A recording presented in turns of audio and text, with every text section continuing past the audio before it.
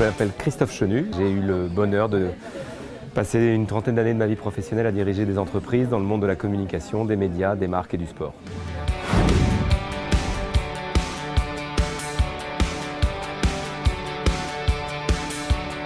En fait, mon parcours est d'abord un parcours d'entrepreneur, puisque à la sortie de mes études, avec un associé, on a créé une agence de communication, de marketing direct à l'époque, que nous avons vendu 6 ans plus tard à un grand groupe de communication qui s'appelle DDB, au sein duquel on est resté une dizaine d'années, jusqu'à en prendre la direction générale tous les deux. Et dans ce parcours chez DDB, j'ai eu une activité bénévole périphérique, puisque j'étais un pratiquant et amateur de football, où je suis devenu président du Stade de Reims, qui à l'époque était en 5e division. Et j'ai participé à la remontée de ce club jusqu'à la 2e division.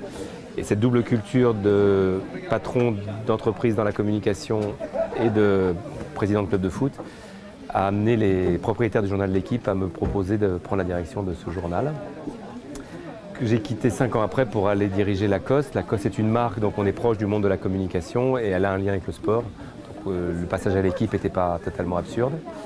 Quand Lacoste a été vendu, j'ai dû partir et là, je suis redevenu entrepreneur et notamment en créant un média qui s'appelle L'Opinion. Et là, on se rapproche un peu de ce que j'avais pu connaître quand j'étais à la tête de l'équipe. Voilà. Donc il y a toujours un lien entre les différentes activités.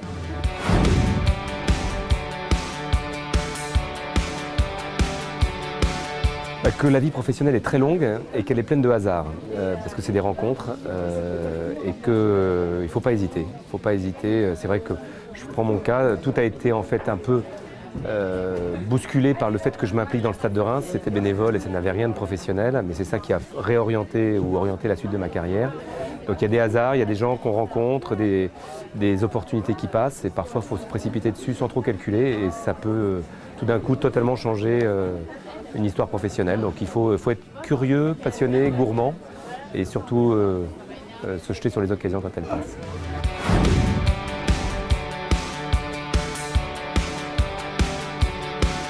Je trouve que c'est une formule aujourd'hui beaucoup plus adaptée que bien des formations, dont celle plus académique que j'ai pu moi-même faire ou faire à mes enfants.